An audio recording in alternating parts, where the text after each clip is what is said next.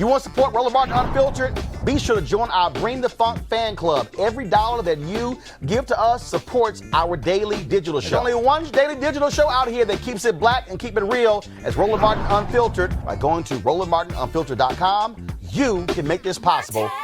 Testimony began today in the murder of the trial of Amber Guyger, who shot and killed Botham Jean last year in his apartment. Guyger was an off-duty Dallas police officer still in uniform when she killed John. She told police that she mistook John's apartment for her own that night and thought he was a burglar. Here is some of today's opening statements. Just like she fails to recognize that she's parked on the 4th floor. She then enters, well, she goes past a skyway that is also open right to her left and right, where she could look if she chose to, either side, and see, this isn't right. She either doesn't do that or it doesn't register either. She has a key fob that will allow her access to anywhere in the apartment complex. She uses that to walk into the 4th floor hallway. She has to go down 2 very long hallways now in order to get to what she thinks is her apartment. But in fact, she's walking towards Bo. It's a long walk. For someone as young and fit as her, maybe a minute or 2. But a minute or 2 is actually a long time for you to keep on missing repeatedly obvious signs that something is not right. She walks past 16 different apartments and fails to register the number 4 on any single one of them. Next to the door of this apartment complex, there's a lighted sign. And on the lighted sign is the apartment number. It's a little bit different than most apartments. Everyone that I've lived in growing up, they always have the numbers on the door. But she lived there for 2 months. She knew where the apartment numbers were located. And she walked past 16 of those without recognizing. Well, maybe the explanation for that is she doesn't look straight ahead when she's walking. Maybe she looks down. All right? There are floor mat differences. Not major, but enough that you would notice that something isn't right. She then goes down the rest of the hallway because then she turns left. And she's walking up on Bo's apartment, 1478. And this is the one I really want y'all to hear. Amber Guyger has no floor mat in front of her door. Amber Guyger has nothing but the concrete floor. Gray, concrete floor that looks like the rest of the floor. Botham Jean wanted his apartment to be very noticeable. And he took steps to make sure that happened. In front of Botham's apartment is this extremely obvious bright red floor mat. Right in front of his door. I want to reiterate. Amber Guyger had no floor mat.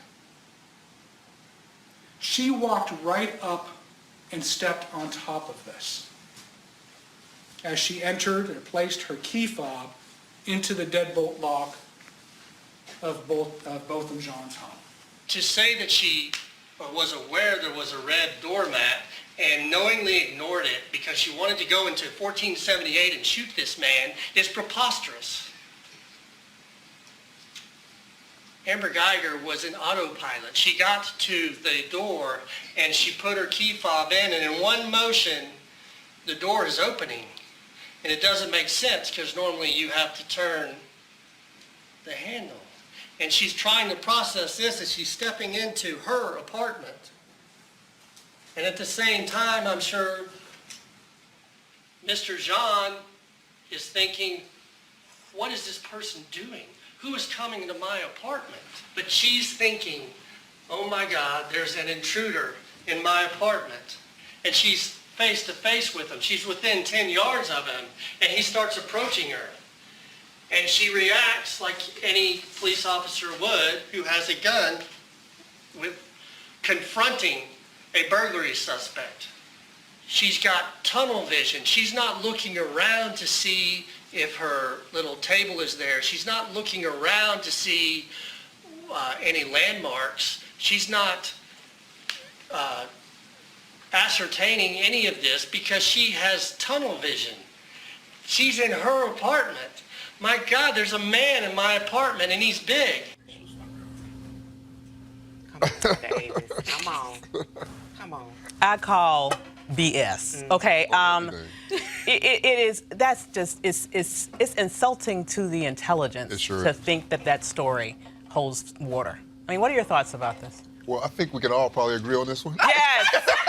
Let's see. We can agree on this. Let's see. I just think, as he said, I think it was all BS. Yeah. One of the things they didn't mention on there is, as you read the article, is she was on the phone with her lover, who was another officer.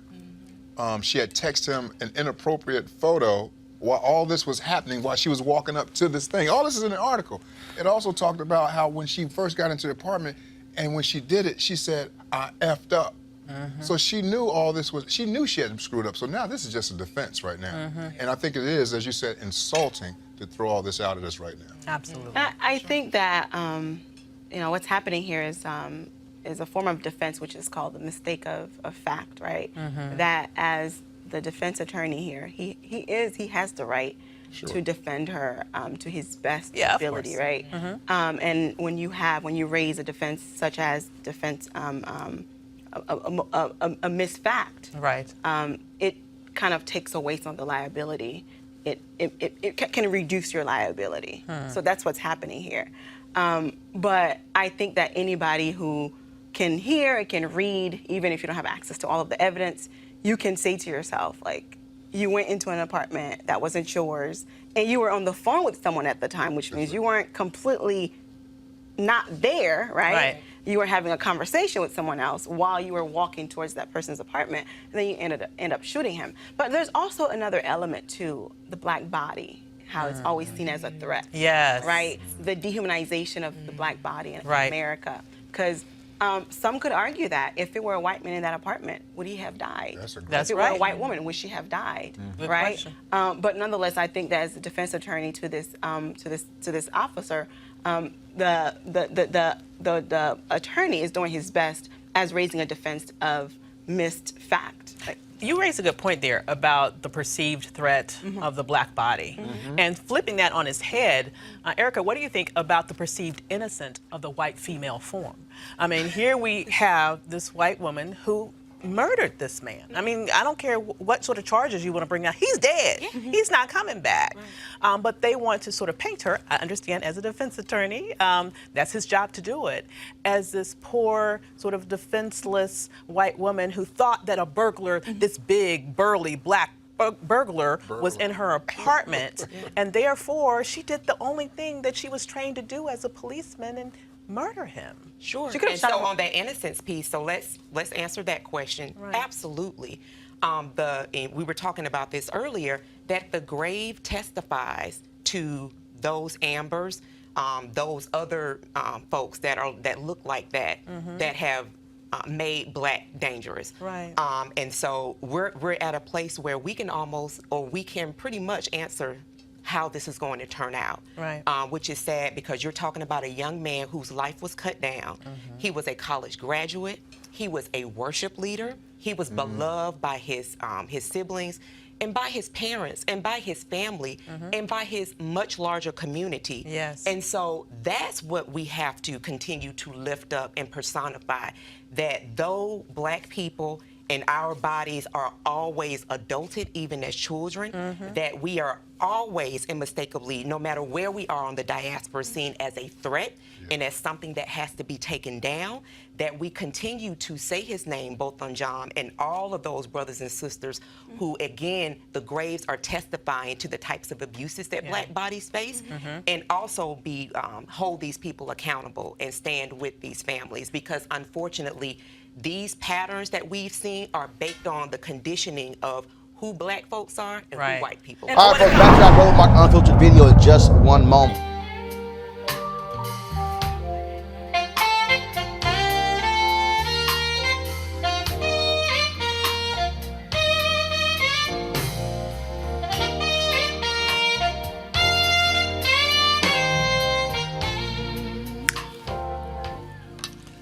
All right, folks. folks, November 7th through 11th, we're going to be in Los Cabos, Mexico for the Life Luxe Jazz, the second annual Life Luxe Jazz experience. It's going to be phenomenal. We're going to have, of course, great music over 4 days, golf and spa. We're going to sit here and, man, you talk about food, you talk about libations, also known as liquor.